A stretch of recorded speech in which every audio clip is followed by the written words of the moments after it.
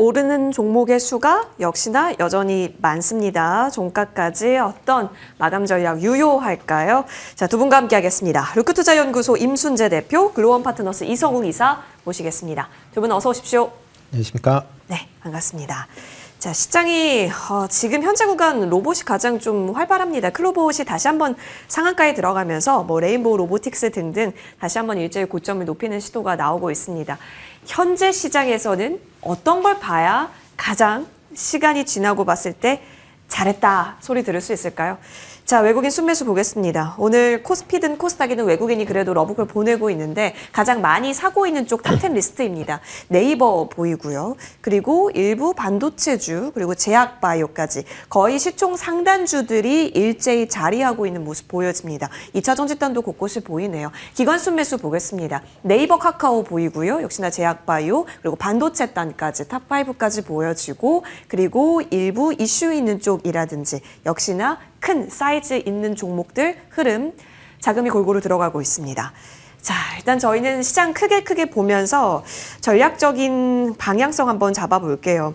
일단 주도주로 볼 수 있는 건 일단 네이버가 앞단에 자리하고 있는 것처럼 AI라고 하는 것이 절대 훼손된 키워드는 아니잖아요. 딥시크가 나오든 관세가 나오든요. 근데 투자의 매기가 하드웨어단보다는 소프트웨어가 조금 더 활발하게 나타나고 있다는 겁니다. 그러면 이제 이쪽에서의 비중을 줄이고 이쪽에서의 비중을 더 늘려야 하는 건가에 대한 고민은 쭉 이어지고 있는데요. 자, 임순재 대표님, 어제 이어서 오늘도 얘기가 나올 수밖에 없겠습니다.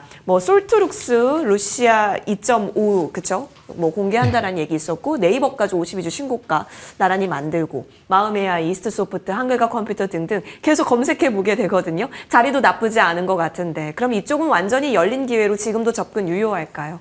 일단 시장 전체적으로 지금 관심사가 이제 AI 소프트로 이제 가다 보니까 네. 관련주들이 좀 강한 거 아닌가라는 생각을 해보고 있습니다. 특히 이제 AI 관련돼서 재작년 이후에 계속 얘기가 되면서 하드웨어, 그러니까 AI 인프라에 관련된 기준으로 해서 인프라 관련주들이 움직였다라고 보면 어느 정도 이제 인프라가 깔리면서 소프트웨어 관련된 종목들의 관심사항이 좀 커진 것도 사실입니다. 그렇지만 이제 지금 현재 상황에서 특히 이제 딥시크 이후에 지금 이 AI에 대한 그런 시장에서의 관심도가 이런 관련주로 좀 몰려오고 있는 그런 상황이고요. 아마 이런 AI에 대한 확장과 관련된 긍정적인 뉴스는 계속 나올 걸로 예상이 되고 있습니다. 하지만 이렇게 AI가 나온다라고 해서 과연 이제 이런 그 시세 때문에 단기에 급상승을 하고는 있지만 과연 이 부분이 오래 장기화할 수 있겠느냐라고 보면 그 부분은 조금 더 보셔야 되지 않을까 싶습니다. 가장 큰 이유 자체는 AI 관련돼서 그럼 국내 소프트웨어가 어느 정도 이제 그거에 대한 실익을 챙길 수 있겠느냐라고 보면 아직까지도 조금 의심스러운 부분이 있습니다. 특히 LMM을 비롯한 이제 이런 생성형 AI 부분이 아직까지 국내 기업들이 그렇게 이제 두각을 나타내고 있지 않는 그런 부분이고요. 일부 이제 과거에도 얘기가 나왔듯이 의료용 AI 관련된 부분이 그나마 국내 기업들한테는 긍정적인 그런 이제 어떻게 보면 기술력을 인정을 받고 있는 부분이기 때문에 그쪽으로는 관심을 가지시는 게 맞긴 하지만 아직까지 전반적으로 확대되다라고 보기에는 아직까지 좀 이르다라고 보여지고요. 특히 AI 관련된 기업들의 실적이 그렇게 좋은 편은 아닙니다. 그러니까 그런 실적 부진이 과연 이런 단기 이슈로 인해서 올라가는 부분을 해소할 수 있느냐라는 부분도 같이 좀 보셔야 되지 않을까라는 생각을 해보고 있습니다. 네, 이성웅 기사님, 근데 이전에 언급 주셨던 엠로, 네. 더존비존, 네. 카페24, 숲, 네. 다 AI 붙고 여기는 그럼 돈 잘 벌 수 있는 쪽이잖아요. 네. 그럼 이쪽이 더 매력적인 걸까요? 상황이 바뀐 게 딥시크가 출연을 하면서 미국 같은 경우는 캐펙스 투자는 지속을 할 수밖에 없어요. 딥시크가 출연했음에도 불구하고. 그런데 이게 이 캐펙스 투자 같은 경우가 이익으로 이어지는 원년이 도래할 수 있는 거죠.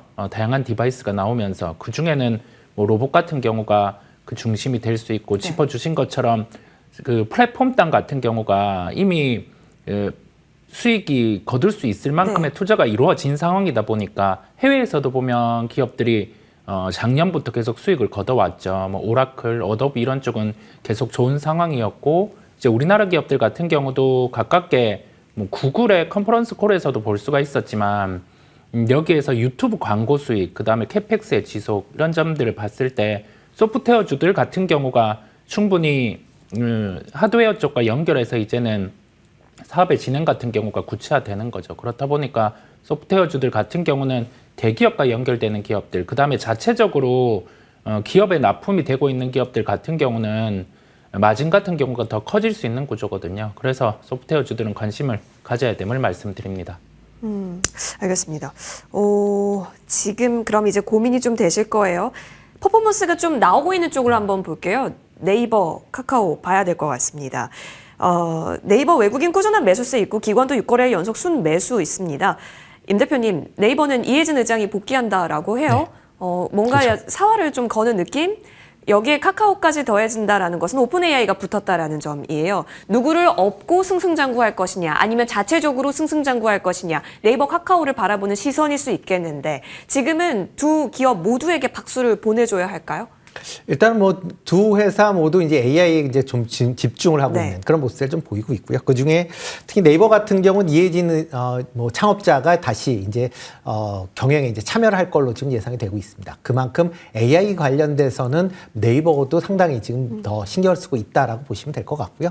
뭐 카카오 같은 경우 어저께 뭐 샘 올트만 오픈 AI 이제 의장과 같이 이제 했다라는 그런 부분이 이제 부각이 됐고, 특히 카카오 같은 경우는 그룹 계열사들인 뭐 카카오뱅크의 실적이 오늘 좋게 나왔다라는 것도 뭐 모회사 이제 카카오의 주가에도 긍정적으로 영향을 좀 미친 측면은 다분히 좀 있다라고 좀 생각을 하고 있습니다. 그렇지만 이제 카카오와 네이버 같은 경우 AI 관련돼서만 본다라고 하게 되면 카카오 입장에서는 오픈 AI 그 그룹에 들어가면서 오픈 AI를 국내에 소개하는 정도의 머물 가능성도 있다.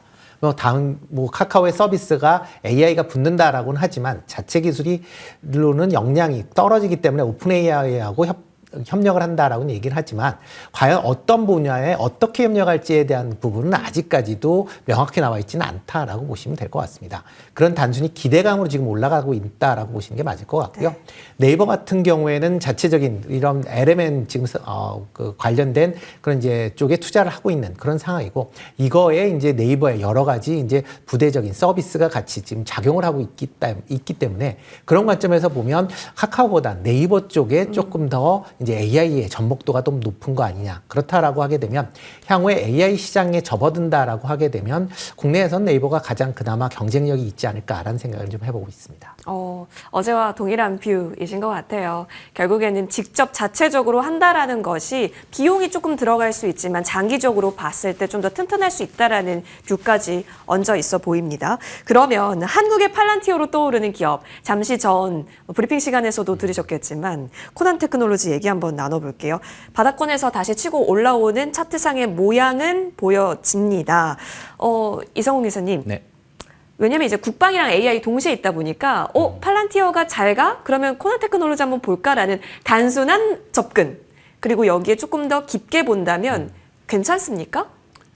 해볼 수는 있어요. 이게 대형 언어 모델을 구현을 해서 국방 쪽으로 나갔던 레퍼런스가 있다 보니까 이게 민간 쪽으로도 사업 확장이 될 수 있는 점은 맞는데요. 이게 생각을 해볼 점은 지금 그 대형 언어 모델의 컨소시엄의 핵심은 오픈 AI, 그 다음에 뭐 딥시크 이런 진영이겠죠. 그런데 우리나라 같은 경우는 딥시크는 공공 쪽에서는 배제하는 흐름이 공식화돼서 나타나고 있고, 오픈 AI와 뭐 삼성전자, 기타 뭐 카카오 이런 쪽으로 협력을 해서 우리나라 중심으로는 사업을 진행할 것으로 보여요. 그래서 낙수 효과란 거는 있을 수 있는데요. 이게 자체적으로 대형 언어 모델을 구독을 하면서 파급력이 나타나기에는 무게감이 좀 떨어집니다.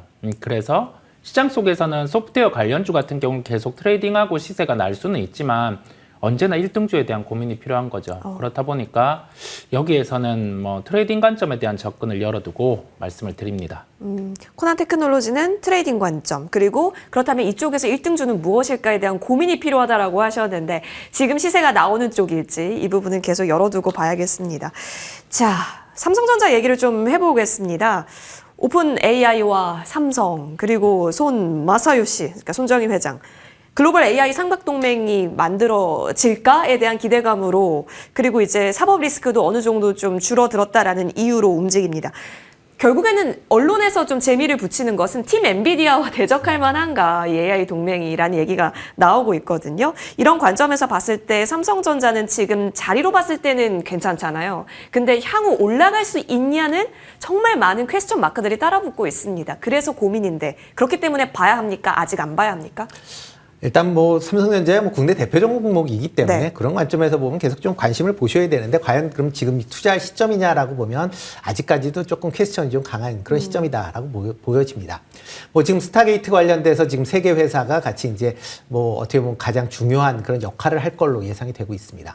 뭐 지금 삼성 같은 경우 지금 파운드리 관련된 부분 여전히 지금 얘기가 나오곤 있지만 그나마 TSMC와 같이 그 격을 같이 만들 수 있는 회사가 유일한 회사다라는 관점에서 만약 그 TSMC 쪽이 엔비디아에 집중화된다라고 하게 되면 그 반대편에 쓰는 회사들은 삼성전자 쪽에 쓸 거 아니냐라는 기대감이 있습니다. 네. 그렇지만 아직까지도 수율이나 여러 가지 이제 기술적인 측면에서 빅테크에 대해서 삼성전자가 갖고 있는 아직까지는 의구심이 여전히 남아있다라고 보시면 될 것 같고요. 그런 관점에서 보면 이번에 스타게이트에 대한 부분 물론 기대 내볼 수 있겠지만 지금 당장의 실적이 나타나기에는 조금 더 시간이 걸릴 가능성은 있다라고 생각이 되고 있고요.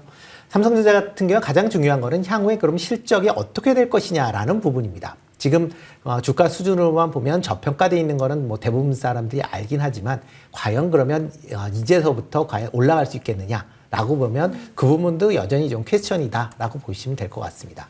특히 실적 측면에서 HBM과 관련된 부분, 지금 뭐 일부 보도에서는 뭐 엔비디아 납품을 한다, 뭐 그런 보도도 나오고 있는데 이런 형태로 엔비디아에 이제 납품이 이제 본격화되느냐 여부도 같이 확인해 보셔야 되는 거고요. 특히 지금 뭐 2분기 정도에는 뭐 지금 새로운 설계로 된 그런 이제 제품군이 나온다라고 하니까 그거에 대한 판매 추이도 같이 보셔야 되지 않을까 싶습니다. 다만 이제 레거시 반도체 부분 여전히 삼성전자의 매출의 상당 부분을 차지하고 있기 때문에 이런 레거시 부분의 그 회복 속도가 어떻게 되느냐에 따라서 삼성전자의 실적이 같이 연동이 될 거고요. 그거에 따라서 주가의 움직임도 같이 움직일 가능성이 크다라고 보시는 게 맞지 않나 싶습니다. 물론 전일 외국인들이 이제 하루 매수를 네. 했었는데 오늘 또 다시 지금 매도를 하고 있는 그런 모습이거든요. 그러니까 과연 그런 상황에서 외국인 매도세가 얼마만큼 지속되는지 여부도 같이 좀 보셔야 되지 않을까 싶습니다. 외국인의 매수세가 연속적으로 나타나지 않다라는 점이 삼성전자는 고개를 갸우뚱거리게 합니다. 만약에 스타게이트 간다고 해도 이게 재무적 투자로 그친다면 그래서 돈 언제 땡겨서 벌어올 수 있는데 라는 거에 있어서 아직까지 명쾌하게 나오는 게 없기 때문이기도 하겠죠. 그럼 SK하이닉스는 이런 생각이 드실 거예요. 이성훈 기자님, 네. 역시 명불허전 SK하이닉스일까요? 일단 19만 원 지키고 다시 이 안에서의 가두리 움직임인 것 같기는 한데 네. 매력이 없는 거예요? 아니면 지금 계속 기회를 주는 거예요? 뭐 매력은 있어요. 가격 메리트가 네. 들어왔을 때 충분히 볼 수가 있고 2026년 기준으로 예상 영업이익 추정치가 이제 37조 원 정도로 상향이 되었어요. 내년에 이 실적을 대입을 해보면 시가총액 기준으로 봤을 때는 한 18만 원 정도, 이 정도 가격은 계속 지지를 해줄 가능성이 높습니다. 그렇다 보니까 그걸 인지를 하고 심리적으로도 한 18만 원대에서는 매수가 들어오는 모습이에요. 딥시크가 출연하고 나서 반도체 쪽이 좀 흔들렸어요. 이거는 그만큼의 뭐 할인을 대입하고 가는 건데 앞단에서 캐펙스 같은 경우는 줄일 수는 없어요, 미국에서. 지금은 줄일 수 없는데 한 다음 분기 정도의 통 같은 경우가 만약에 꺾이면 반도체주 같은 경우도 무거워질 수 있습니다. 그래서 그 부분은 염두에 두고요. 18만 원 선 정도에서는 매매 관점이라고 하죠. 트레이딩 관점에서는 접근이 가능함을 열어두고 보시면 되겠습니다. 지금은 조금 위험할 수 있네요, 그러면? 네, 그렇습니다. 알겠습니다. 오히려 18만 원대 매수 심리가 오히려 계속해서 확인이 되고 있다라는 의견이십니다. 자, 그러면 진짜 궁금하실 거예요. 반도체 볼까? 소프트웨어 볼까? 라는 질문이 있다면 임 대표님 정리하자면 그러면 결국엔 지금은 소프트웨어입니까?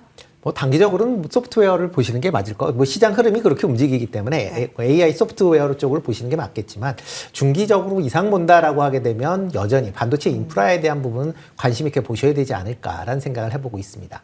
뭐 가장 큰 이유가 뭐 지금 뭐 딥시크 이후에 그러면 뭐 고성능 칩에 대한 그런 수요가 없을 것이냐라고 얘기를 하면 만약 딥시크가 현재 엔비디아의 H800 그 칩을 갖고 사용을 해서 뭐 그 정도의 성능을 발휘하면 만약 B200이라는 블랙웰 칩을 사용을 한다라고 하게 되면 더 좋은 성능을 발휘하겠죠.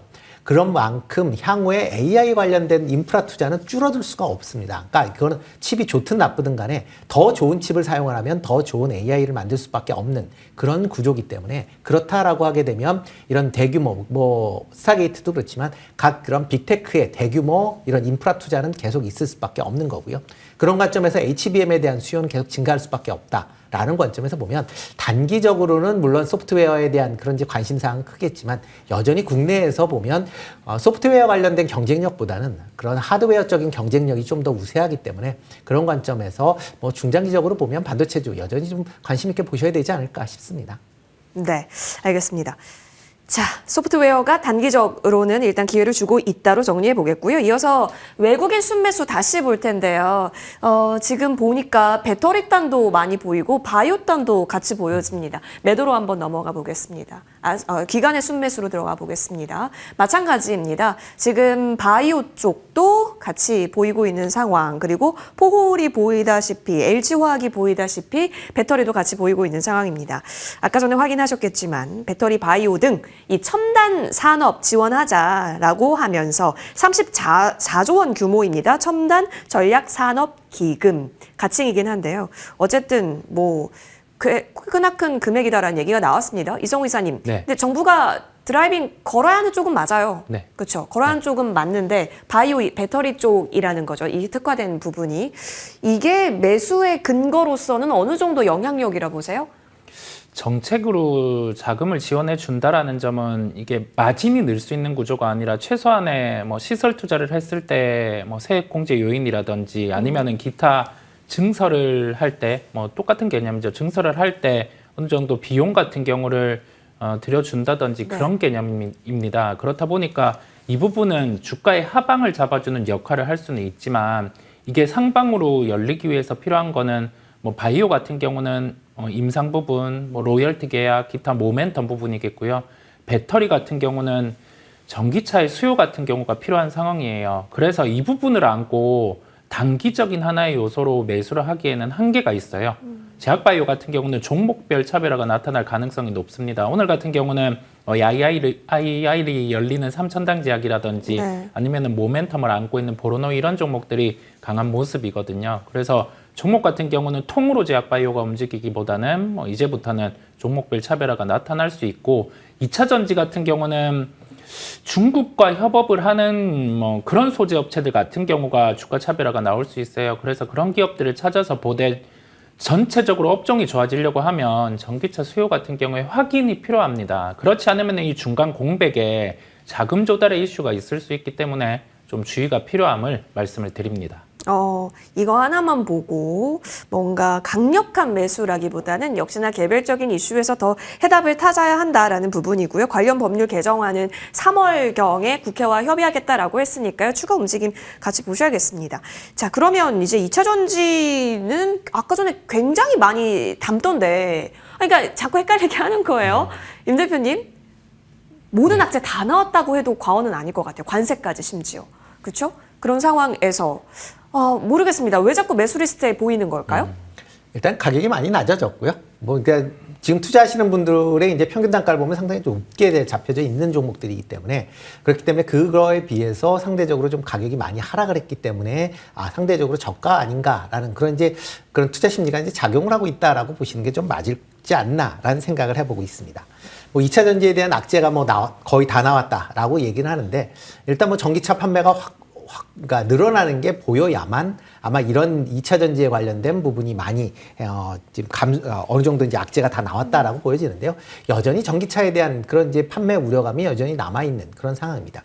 물론 시장이 계속 크겠지만 중국 업체들을 뺀다라고 하게 되면 시장 성장세가 많이 좀 둔화되어 있는 그런 상황이고요.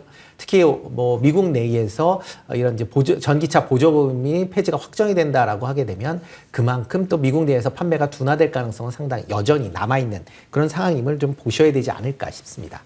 뭐 조금 전에 이성훈 이사님도 말씀하셨듯이 2차 전지 관련된 종목들은 기본적으로 이런 가격대를 본다라기보다는 업황이 전환이 되는지 여부를 확인하신 이후에 하시는 게 좀 맞지 않을까라는 생각을 해보고 있습니다.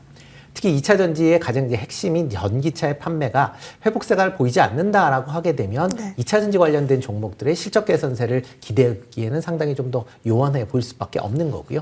그런 관점에서 보면 앞단이 전기차의 판매가 얼마만큼 가속화되는지 그 여부를 확인하신 이후에 2차 전지 관련 종목들은 투자하시는 게 맞고요. 지금은 일단은 뭐 이쪽으로는 뭐 눈을 그렇게 관심을 그렇게 크게 두실 필요는 없고, 만약 트레이딩 관점으로만 접근하신다라는 분들만 관심을 보시는 게 어떨까라는 생각을 해보고 있습니다. 2차 전지 단기 수급에 의한 트레이딩적 영역으로서만 일단 보자. 그럼 바이오 조금 더 이어가 볼게요. 이상훈 이사님. 네. 아까 전에 개별적인 바이오주에 있어서는 그래도 한번 볼 수 있다라고 한다면 2월에 다음 주 정도가 되면 첨생법 개정안 시행령 관련한 얘기가 나올 것으로 보여집니다. 자, 그러면 여기서 볼 수 있는 건 뭐 줄기세포, 유전자 치료, 면역 항암제 등등 그쪽 분도 볼 수 있을 것 같고, 근데 지금 좀 얘기 나오고 있는 뭐 기술 수출, 라이센스 아웃 쪽도 같이 좀 탄력적인 움직임이 나오고 있거든요. 바이오주 전반적으로 그러면은 다 좋은 환경들에 둘러싸여 있다라고 우리가 봐도 괜찮습니까? 뭐 저런 규제가 있던 법 같은 경우가 새롭게 바뀌게 되면 관련된 종목들은 움직이기 마련인데 네. 시장 참여자들이 똑똑하죠. 그래서 저런 일회성에 대한 반응은 단기적인 주가 상승에 그칠 수가 있어요. 규제 같은 경우가 철폐된다라는 점은 긍정인데요. 이게 각 사업을 하는 기업들의 컨디션에 따라 달리기 때문에 저거를 놓고 제약바이오를 전체적으로 좋아진다라고 접근하기에는 한계가 있어요. 옥석을 가릴 필요가 있는 거죠. 시가총액 상위주들 중에서 이번에 뭐 삼자 배정 유상증자를 한 알테오젠 같은 경우는 그 자금을 통해서 좀 더 사업에 탄력을 붙일 수 있는 상황이고, 그다음에 뭐 기술 수출 요소가 있을 수 있는 기업들, 뭐 ABL 바이오라든지 리가켄 바이오 이런 기업들은 주가 같은 경우가 제약 바이오 군들 중에서도 상대적으로 강해요. 그래서 모멘텀을 안고 있는 쪽으로 집중을 하시는 게 낫다라는 말씀을 드리고, 차별화는 나타날 수 있음을 한 번 더 강조를 드립니다. 단기적 반응일 수 있다라는 게 일단 우리 이성욱 이사님의 첨생법 관련한 뷰셨네요. 그럼 사실상 코스닥 1위를 이끌고 있는 알테오젠 간단하게 볼게요. 사실 신투증권 쪽에서 목표가 73만 원까지 보고 있는데 어느덧 윤곽이 잡히는 걸까요? 이제 뭐 유중 이야기도 나오면서 좀 더 기대감은 모아지고 있는데요. 네. 일단 뭐 알테오젠 같은 경우에는 뭐 지금 좋은 리포트들이 이제 나와 네네. 있죠. 뭐 나와 있는 게 지금 이제 두 개의 이제 기술 수출로 인해서 향후 2027년, 2028년 정도에 이제 벌어들일 수 있는 그런 거를 지금 현지화해서 이제 주가의 목표 주가를 만들었다라고 보시면 될 것 같습니다. 그리고 중간중간에 추가적인 기술 수출이 이제 있을 것이다라는 기대감까지 같이 적어 놓은 게 그 목표 주가다라고 보시면 될 것 같고요. 그렇지만 이제 지금 상황으로 본다라고 하게 되면 그런 기대감은 분명히 갖고 있지만 시장 전체적으로 보면 아직까지도 의구심이 좀 더 큰 그런 상황입니다. 그렇다라고 하게 되면 뭐 알테오젠 같은 경우 지금 추가 기술 수출에 대한 기대감이 여전히 남아 있기 때문에 네. 기술 수출권이 나온다라고 하게 되면 분명히 뭐 지금보다 한 단계 이상 레벨업이 될 수 있다라고 보여지고요. 그렇다라고 하게 되면 지난 고점인 45만 원 이상도 충분히 가능하다라고 생각을 하고 있습니다. 다만 이런 기술 수출에 대한 기대감은 있긴 하지만 아직까지는 그런 이제 기대감으로만 움직이기 때문에 주가가 그때까지 슈팅하기 좀 어렵고, 만약 기술 수출이 이루어진다라고 하게 되면 그와 관련된 슈팅은 좀 충분히 가능하지 않나라는 생각을 해보고 있습니다. 긍정적으로 보고 계시네요. 일단 전고 40만 원 라인대까지는 충분히 트라이 구간에 놓여 있다라고 바라보고 계십니다. 두 분과 함께했습니다. 프로의 시선 나와주셔서 고맙습니다.